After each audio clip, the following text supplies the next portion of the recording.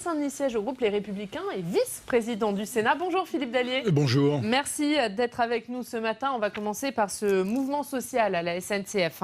Les cheminots qui parlent d'un droit de retrait, le gouvernement qui dénonce une grève sauvage. Est-ce que pour vous, ce mouvement social est justifié ? Je pense qu'on est clairement dans l'abus de droit. Effectivement, qu'un certain nombre de questions se posent et que les syndicalistes veuillent en débattre, il n'y a aucun problème là-dessus. Par contre, le moyen qu'ils ont choisi, qui pénalise des millions de Français au début des vacances scolaires, franchement, ça n'est pas acceptable. Voilà. Donc, abus de droit, vous dites. Oui, abus de droit, parce que le droit de retrait, il est quand même très encadré et considéré que partout en France, effectivement, on pourrait stopper le travail sans préavis pour effectivement manifester son opposition à une situation. Et à un incident qui a été relativement grave, je n'en disconviens pas, mais ceci étant dit, ce ne sont pas des méthodes. Et je rêve du jour où, dans ce pays, on pourra avoir effectivement un dialogue social et des relations employeurs-salariés qui soient beaucoup plus apaisées et responsables que cela. Pour vous, le gouvernement a raison de parler d'une grève sauvage, c'est ça ? Ah oui, je pense qu'il a tout à fait raison, oui. Est-ce qu'il faut revoir, vous parlez de ce droit de retrait, c'est ce que les cheminots invoquent pour ce mouvement social. Est-ce que pour vous, il faut revoir ce droit de retrait, il faut revoir les conditions ? Je pense qu'il va falloir préciser les choses. Alors je ne sais pas si effectivement des procédures seront engagées, c'est ce que j'ai cru comprendre dans la bouche de Guillaume Pepy et également du Premier ministre.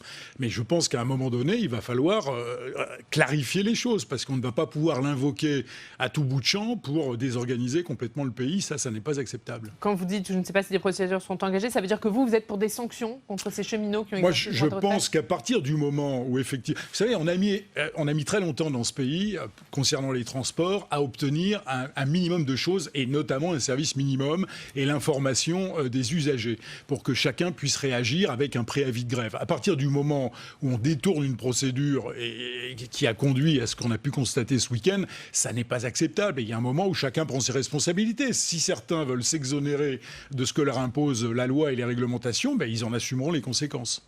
Les cheminots qui manifesteront à partir du 5 décembre contre la réforme des retraites, est-ce que vous comprenez là aussi l'annonce de ce mouvement social avant qu'on ne connaisse le détail de cette réforme ? Écoutez, le droit de grève est garanti dans ce pays. Et à partir du moment où effectivement on va respecter un certain nombre de procédures, il n'y a aucun problème là-dessus. Mais plus généralement sur cette réforme des retraites, on voit bien comment le gouvernement est très mal embarqué. Et d'ailleurs, on a vraiment le sentiment qu'il commence à en prendre conscience. Et cela, il y a une explication toute simple, c'est que pendant la campagne des présidentielles en 2017, le président de la République, alors candidat, n'a pas dit la vérité aux Français. Il a d'abord dit, il n'y a pas de problème, il n'est pas nécessaire de toucher à l'âge, les régimes vont être équilibrés, etc. On voit bien qu'aujourd'hui que c'est faux, on nous annonce 10 milliards de déficit dans 2 ans ou 3 ans. Et puis après, on nous a vendu une réforme égalitaire qui ferait quasiment pas de perdants et beaucoup de gagnants. Et plus on creuse et plus on s'aperçoit que ça n'est pas possible. Ça n'est pas possible. Donc le gouvernement va maintenant se trouver confronté à une très grande difficulté, c'est que les Français, effectivement, sont en train de se rendre compte que cette réforme va faire énormément de perdants. Donc voilà, donc on va se trouver dans une situation, à mon avis, extrêmement difficile. Donc si on comprend bien, vous ne soutenez pas cette réforme ? Qu'il faille une réforme des retraites, c'est certain. Qu'il faille cette réforme-là des retraites, ça c'est autre chose. Parce qu'on voit bien que, et on sait que c'est difficile, je ne vais pas vous dire le contraire, les régimes spéciaux, il va bien falloir traiter le problème à un moment donné. Donc oui à leur suppression. Je pense que oui, il faut aller vers leur suppression parce que ça n'est plus acceptable étant donné ce que ça coûte. Et on ne peut pas continuer à demander uniquement au secteur privé et aux salariés en général de financer au travers de leurs impôts le maintien de régimes qui n'ont, pour une grande majorité des gens concernés, plus de raison d'exister. Donc il faut aller vers une réforme.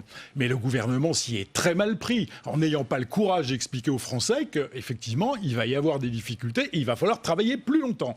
Donc là, le gouvernement s'est piégé lui-même. Et voilà ce qui va créer, à mon avis, une grande difficulté. Mais vous me dites qu'il ne fallait pas cette réforme. Ça veut dire qu'il ne fallait pas de réforme systémique, qu'il fallait uniquement toucher aux paramètres, à la durée de temps de travail, à l'âge de départ moi, je pense qu'il faut peut-être les deux, mais si ce n'est que ce régime par points qu'on nous a vendu comme étant égalitaire, le même pour tous, on voit bien qu'il va faire énormément de perdants. Et on a aussi le sentiment...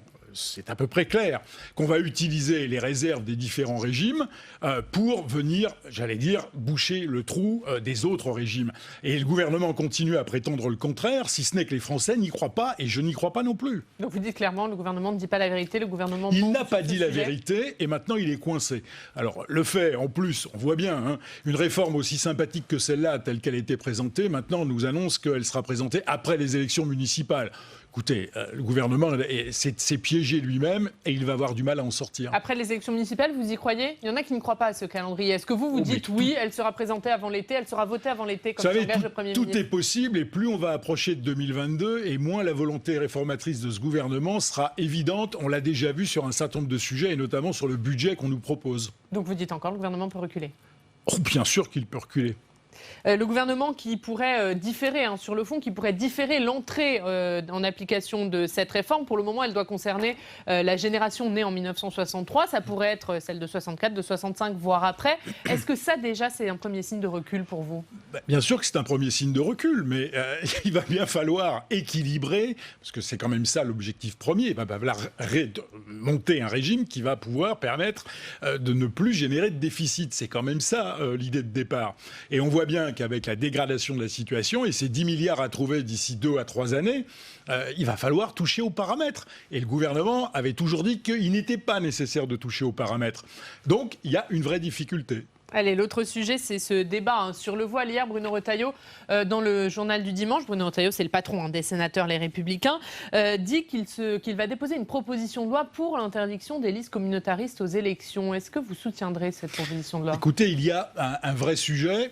C'est déjà le cas en Seine-Saint-Denis où, lors des élections passées, on a vu effectivement fleurir un certain nombre de listes ou de candidats qui manifestement n'avaient pas en partage les valeurs de la République. La question sur ce sujet, ça va être la qualification juridique de ces listes ou de ces candidats. Et là, c'est d'une extrême difficulté. Et même lorsque nous l'aurions qualifié, je pense que certains seront suffisamment habiles pour contourner le cadre juridique que nous aurons pu instaurer. Donc il y a un vrai problème, et Bruno Retailleau a tout à fait raison de le poser. Maintenant, la question, c'est comment est-ce qu'on va le traiter? Et ça veut dire que sa proposition de loi ne pourra pas se traduire dans les faits, dans la réalité? On va regarder effectivement comment juridiquement il est possible de le traduire. Je souligne simplement qu'on a une vraie difficulté juridique. À l'heure actuelle, les conseillers municipaux ne sont pas soumis à une obligation de neutralité religieuse. Pour vous, il faut changer ça? Écoutez, dans l'espace politique, effectivement, la neutralité religieuse devrait s'imposer naturellement. On voit bien aujourd'hui que certains ne l'entendent pas de cette manière-là, et il y a un vrai problème pour notre République. Vous savez, la République, quand on regarde un peu ce qui s'est passé à la fin du 19e siècle, ça a été un combat d'une extrême violence. On peut le regretter d'ailleurs, à l'époque, un combat d'une extrême violence pour parvenir à ce consensus qui a été trouvé en 1905. Il faut regarder l'histoire pour voir combien les catholiques ont été à l'époque, effectivement, se sont sentis stigmatisés. Mais on est arrivé à un compromis, et ce compromis est bon, et il ne faut pas qu'il puisse être remis en cause. Et le sentiment, et c'est plus que le sentiment que nous avons aujourd'hui, c'est que c'est machine arrière toutes, et on se repose les mêmes questions, on a les mêmes débats. Il va falloir qu'on en sorte. Sébastien Lecornu, lui, il parle de fronts républicains locaux pour contrer ces listes communautaires. Est-ce que ça, finalement, ce n'est pas la bonne méthode? Il y a longtemps qu'effectivement, j'ai émis le vœu que les grands partis politiques de droite et de gauche ne jouent pas au moment des élections, et notamment des élections municipales, avec le communautarisme. Parce que ça a pu arriver. Et ça, c'est de la part de tout le monde. Je vais pointer personne en général, mais je vais effectivement dire qu'à droite ou à gauche, certains ont pu, au moment des élections, et notamment les élections municipales, parce qu'on voit bien que c'est là que le danger est le plus important, certains ont pu jouer avec cela, et ça, c'est le pire qui puisse arriver. Donc j'espère effectivement, Front républicain, bon, pas trop ce que ça veut dire, mais en tous les cas, il faut qu'il y ait une prise en compte du problème qui nous est posé, et que personne ne joue avec cela. L'autre actualité sur ce débat sur le voile, c'est une proposition de loi, là aussi, des Républicains, de votre collègue Jacqueline Eustache-Brinio, qui vise à interdire les signes religieux ostentatoires aux accompagnateurs de sorties scolaires. Ça fait suite à cette polémique déclenchée par un élu du Conseil régional du Rassemblement national en Bourgogne-Franche-Comté. Est-ce que interdire les mères voilées durant les sorties scolaires, ça, c'est une proposition de loi que vous soutenez? D'abord, je vais rappeler que le Sénat a redébattu de cette question-là avant même l'incident qui s'est produit au Conseil régional de Bourgogne-Franche-Comté. En mai dernier, lors de l'examen de la loi sur l'école. En mai dernier. Et pourquoi est-ce qu'on est amené à rediscuter de cela ? C'est parce que lorsque la loi sur les signes ostentatoires à l'école a été adoptée, on n'a pas eu le courage de trancher les choses. Et c'est pire que ça, on a tout simplement dit, écoutez, les directeurs et directrices d'école ou les enseignants apprécieront ça sur le terrain et géreront cela. Ce qui est d'une grande lâcheté. Ce qui est d'une grande lâcheté, parce que c'est leur faire porter une responsabilité dont, à mon avis, ils n'ont pas envie et qui, dans certains endroits, peuvent effectivement les mettre en difficulté. Donc il faut que la loi précise les choses. Et pour moi, il est clair, l'école de la République, ça doit être un sanctuaire.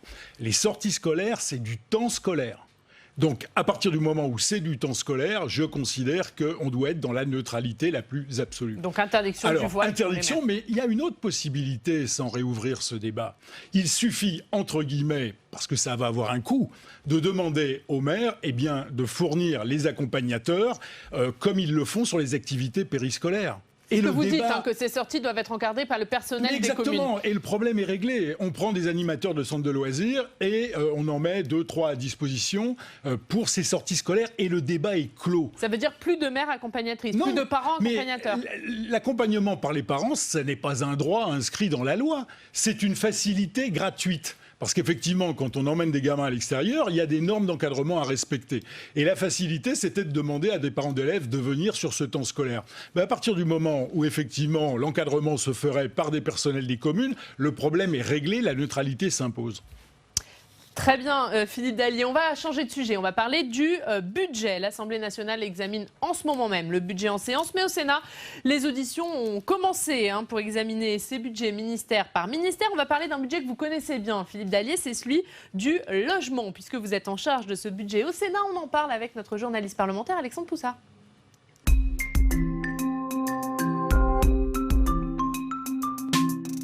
Bonjour Alexandre. Bonjour Ariane, bonjour Philippe Dallier. Bonjour. Alex, en 2020, les aides personnalisées au logement, les fameuses APL, vont baisser pour une partie de la population. Et oui, les APL vont baisser pour environ 1 million de Français. Alors ce n'est pas une coupe nette dans le montant des APL, comme ça avait été décidé en 2017, moins 5 €, en 2018, moins 4 €. Cette fois-ci, c'est une réforme du mode de calcul de l'allocation logement. Alors concrètement, à partir de 2020, l'allocation va être calculée sur les revenus en cours et non plus sur les revenus d'il y a 2 ans, comme c'est le cas aujourd'hui. Le gouvernement communique sur une réforme de justice sociale car l'allocation va mieux correspondre aux revenus perçus, mais c'est aussi une manière de faire des économies. Au total, 1,4 milliard d'euros d'économies avec cette réforme, car en période de croissance, mécaniquement, les revenus de certains Français augmentent, donc les allocations diminuent et l'État fait des économies. Alors cette réforme va faire des gagnants et des perdants. Parmi les gagnants, les personnes qui perdent leur emploi, leurs revenus chutent et donc l'allocation va augmenter automatiquement. Et puis parmi les perdants, il y a les jeunes actifs, ceux qui rentrent sur le marché du travail. Ils verront leurs revenus augmenter d'un coup et donc l'APL va chuter immédiatement. Au total, il y a 1,2 million de personnes qui vont voir leur APL diminuer et 600 000 personnes connaîtront la suppression de leur APL. Une baisse de l'APL qui est donc effective pour une partie significative des Français dans un budget 2020 que le gouvernement appelle le budget du pouvoir d'achat. Merci beaucoup Alex. À tout à l'heure, Philippe Dallier. Qu'est-ce que vous pensez de cette réforme des APL ? Je pense qu'elle ne fera aucun gagnant, elle ne fera que des perdants. Parce qu'aujourd'hui, si quelqu'un qui bénéficiait de l'APL voit ses revenus diminuer, il a déjà la possibilité de demander aux caisses d'allocation familiale la réévaluation de ses APL. Là, on supprime l'APL pour ceux qui entrent effectivement dans la vie active. Et c'était une aide à l'installation quelque part, et notamment pour les jeunes, puisqu'au moment où ils trouvaient un emploi, si on calculait l'APL sur les revenus de l'année N-2, effectivement, parfois ils y avaient droit, ou souvent ils y avaient droit, alors qu'ils étaient peut-être au-dessus des plafonds de ressources. Donc on peut défendre le fait que, dans le cadre des économies budgétaires, on supprime cet avantage, mais on ne peut pas présenter ça comme une réforme de justice sociale. C'est tout ce que je dis. Mais vous dites quand même, vous ne contredisez pas le fait qu'il faut faire des économies et qu'il faut bien en faire quelque part, et ça peut être qu'il faille faire des économies, c'est certain. Mais si on regarde ce qui s'est passé depuis 2 ans sur la politique du logement, le logement en général, c'est le secteur qui a contribué le plus, effectivement, effectivement aux économies budgétaires de l'État. Mais maintenant, on va regarder les conséquences. Ça veut dire trop ou ça veut dire c'est bien? Dans certains domaines, bien évidemment trop, et on va s'en apercevoir quand on regardera les chiffres de construction des logements sociaux. Tous ces chiffres sont en baisse. Donc il y a un moment où le gouvernement obtiendra des résultats qui correspondent à la politique qu'il mène.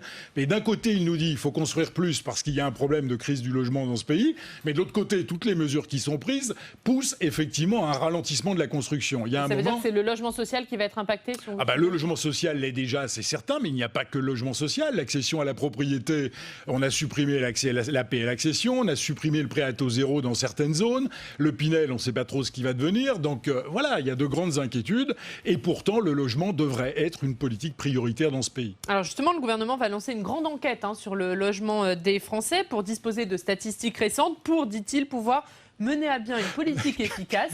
Est-ce que ça, c'est une bonne idée? Non, mais ça me fait rire, parce qu'une grande enquête, mais comme si on ne disposait pas suffisamment dans ce pays d'enquêtes qui permettent de connaître la situation. Enfin, je pense que tous ceux qui s'intéressent à ce sujet doivent rigoler doucement.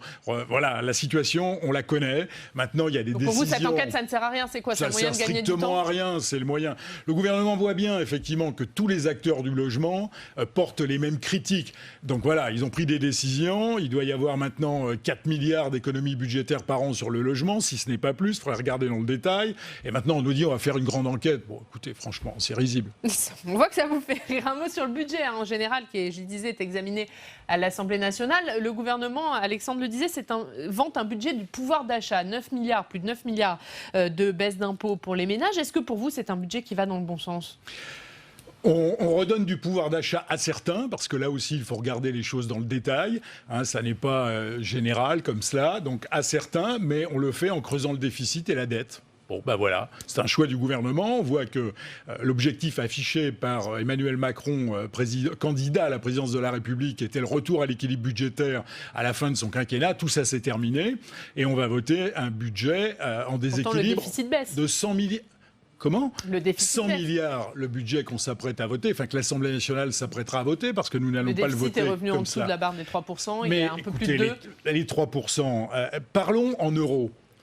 On va voter un budget avec 400 milliards de dépenses et 300 milliards de recettes. Le différentiel, c'est 100 milliards. Donc nous allons creuser le trou de 100 milliards. Et c'est comme ça qu'il faut présenter les choses, parce que ce pays, la dette publique a atteint 2400 milliards d'euros maintenant, et nous continuons effectivement à creuser ce trou. Il y a un risque. Ça veut dire que la dette peut franchir la barre des 100% d'ici la fin de quinquennat pour vous ? Arrêtons de parler de ces 100% ou de ces 3%, parce que tout ça finit par occulter la réalité. La réalité, c'est qu'en cas de remontée des taux d'intérêt ou en cas de nouvelle crise financière, nous serons dans l'incapacité de payer les intérêts de cette dette qui pourrait passer de 38 milliards aujourd'hui à 80 milliards d'euros de manière très rapide. Et là, nous serions dans une situation extrêmement difficile. Allez, on va parler de votre département et de la loi aussi sur le statut de l'élu avec Alexandre Poussard qui revient. C'est la revue de presse du département de la Seine-Saint-Denis. Et Alex, on va commencer avec le site internet du Parisien. Avec Le Parisien, et vous faites la une du Parisien, Philippe Dallier, dans sa rubrique Seine-Saint-Denis, puisque vous êtes un peu en première ligne de la lutte contre la vente d'alcool nocturne, qui est un vrai problème en Seine-Saint-Denis, avec notamment ces épiceries qui vendent de l'alcool tard et avec ces rassemblements alcoolisés bruyants qui dérangent les quartiers. Et vous avez, la semaine dernière, fait passer un amendement dans le projet de loi en faveur des élus locaux qui permet aux maires d'ordonner une fermeture administrative de ces établissements qui ne respectent pas la loi en matière notamment de vente d'alcool. Et tous les élus de Seine-Saint-Denis ont salué votre initiative, quel que soit leur bord politique, car ils sont un peu démunis face à ce fléau. Et on va regarder le témoignage de votre successeur à la tête de la commune de Pavillon-sous-Bois, Katia Copy, qui raconte « Il ne se passe pas un jour sans qu'on m'appelle à ce sujet. Les épiceries vendent jusqu'à 2 h du matin. Les gens parlent très fort, font pipi contre les portes. Il y a eu des coups de couteau et même une tronçonneuse devant un bar à chicha. C'est épouvantable. » Témoignage effarant qui raconte le quotidien difficile d'une élue locale sur ce sujet. On va en parler avec vous, Philippe Dallier, mais d'abord, Alex, Actu Seine-Saint-Denis qui s'intéresse aux lycéens et à l'intelligence artificielle. Et oui, à l'intelligence artificielle, encore un sujet qui vous concerne, Philippe Dallier, puisque vous êtes de profession informaticien. Et on peut se demander, est-ce que le nouveau Mark Zuckerberg, le fondateur de Facebook, finalement, est-ce qu'il ne se trouve pas en Seine-Saint-Denis? En tout cas, tous les lycéens cette semaine de Seine-Saint-Denis vont faire un stage d'intelligence artificielle organisé par la région et par une association spécialisée. L'objectif, découvrir comment fonctionnent des programmes informatiques et comment on peut les rendre intelligents, notamment pour qu'ils parlent la langue des signes, également pour qu'ils puissent piloter une voiture. Donc voilà, une immersion informatique pour tous les lycéens de Seine-Saint-Denis. Merci beaucoup, Alex. Le futur Mark Zuckerberg, il est en Seine-Saint-Denis pour vous, Philippe Dallier? Pourquoi pas, espérons-le en tous les cas. On va parler de la première actu dont parlait Alex Poussard dans sa revue de presse. C'est cette lutte contre la vente d'alcool la nuit. Et vous, au Sénat, on le disait, vous avez lutté contre ça. Eh bien, écoutez, j'ai obtenu un succès effectivement avec l'élargissement des pouvoirs de police du maire. Les maires pourront effectivement fermer jusqu'à 2 mois les établissements qui posent des problèmes, que ça soit sur des problèmes de troubles à l'ordre public, ce qui est une notion juridique pas si simple que cela à définir, mais aussi en cas d'infraction à la législation, c'est l'apport de mon amendement. Mais j'avais également proposé un autre amendement qui, lui, n'a pas été retenu et c'est dommage. Parce que j'avais souhaité que les maires puissent effectivement disposer du pouvoir de délivrer une amende administrative de 500 € en cas de non-respect des arrêtés du maire, notamment sur les heures de fermeture. Et le paradoxe, c'est que le gouvernement m'a dit non, alors qu'il a créé cette amende administrative de 500 € pour tout ce qui concerne les dépôts sauvages, les lagages, etc. Donc d'un côté, on m'a dit que c'était donner trop de pouvoir au maire, alors que de l'autre côté, on l'accepte. Donc vous avez du mal à comprendre la justification? Je ne comprends pas du tout la justification, et dès aujourd'hui, je vais écrire à mes collègues députés pour leur demander à l'Assemblée nationale de pousser cette disposition. Parce que ce qu'il faut bien comprendre, c'est que sur le terrain, les choses, on n'y arrive pas, les maires n'y arrivent pas. Et bien sûr, ils sont tenus responsables par la population des troubles qui sont causés par ces établissements, que ce soit les épiceries qui vendent de l'alcool ou que ce soit les bars ou les bars à chicha qui ne ferment pas aux horaires imposés. Donc il faut donner du pouvoir aux maires et il faut devenir efficace en fait. Parce qu'il faut savoir que pour une épicerie qui ne ferme pas ou un bar qui ne ferme pas, l'amende aujourd'hui c'est 38 €. 38 €. Et encore, il faut que le maire écrive au procureur de la République et au tribunal de police. Ça prend des semaines et des semaines. Et pour vous, c'est pas du tout dissuasif. C'est absolument inefficace. Une amende administrative de 500 €, j'aime autant vous dire que celui qui ne respecterait pas la loi et qui prendrait 3 fois la semaine une amende de 500 €, je pense que les choses s'arrêteraient assez vite. Plus généralement sur cette loi engagement et proximité, l'examen est donc terminé au Sénat, le vote aura lieu demain. Est-ce que pour vous, c'est un texte qui répond effectivement à ce malaise des maires ? C'est un texte qui a corrigé effectivement un certain nombre de difficultés qui étaient notamment issues de tous les textes adoptés sous le quinquennat de François Hollande. Je pense que sous ce quinquennat, l'Assemblée a fait le pire de ce qu'on pouvait imaginer, par parler des intercommunalités XXL à 15 000 habitants, qui a posé bien des difficultés en province. On a contraint, j'allais dire, le transfert de compétences des communes vers ces intercommunalités. Donc dans ce texte, on a pu corriger effectivement un certain nombre de choses. On verra ce qu'il en reste avec l'Assemblée nationale. Vous avez un doute ? Écoutez, on verra. Il y a un certain nombre de modifications qui ont été apportées par le Sénat. Le ministre n'y était pas favorable. Donc après, on va voir comment le dialogue s'instaure. Et puis, il y a l'autre aspect, effectivement, qui concernait le pouvoir de police des maires. Et puis aussi les indemnités des maires dans les petites communes. Parce que quand vous pensez qu'il a fallu y venir par voie d'amendement pour faire qu'un maire qui est handicapé ne perde pas le bénéfice de l'allocation adulte handicapé parce qu'il était devenu maire, il y avait des choses quand même absolument aberrantes et que le Sénat a essayé de corriger. On va parler plus généralement de votre département de la Seine-Saint-Denis. Il y a un an, vous étiez à Matignon avec plusieurs parlementaires de Seine-Saint-Denis pour dénoncer une inégalité, une injustice territoriale. Est-ce qu'un an après, vous diriez que les choses ont avancé, qu'Édouard Philippe a répondu à vos demandes ?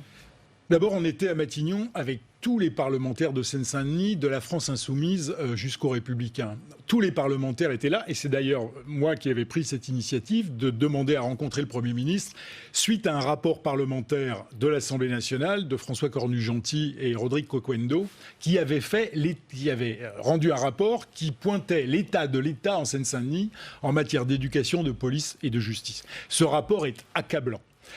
On a vu le Premier ministre en septembre de l'année dernière et il nous a demandé du temps. Donc il a demandé au préfet de Seine-Saint-Denis de réunir les élus et de travailler. Ils l'ont fait. Le préfet de Seine-Saint-Denis, en juillet dernier, a rendu un rapport au Premier ministre et depuis, nous attendons. Donc j'appelle le Premier ministre à nous recevoir à nouveau et je l'appelle surtout à prendre des décisions parce qu'il faut bien se rendre compte que ce département ne s'en sortira pas si l'État n'y revient pas de manière très forte.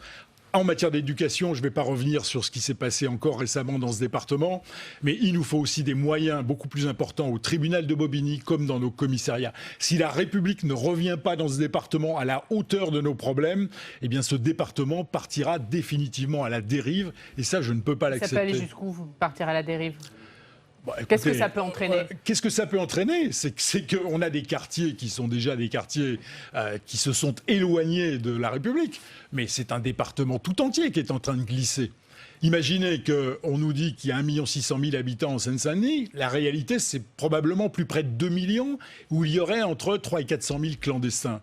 Comment voulez-vous qu'on arrive à gérer les problèmes de ce département quand on est dans une situation pareille ? Donc il faut que ça s'arrête et il faut que le gouvernement prenne ses responsabilités. Donc on entend votre appel à Édouard Philippe. Vous demandez des réponses, vous demandez des mesures. Des actes. Merci beaucoup Philippe Dallier. Merci d'avoir été avec nous ce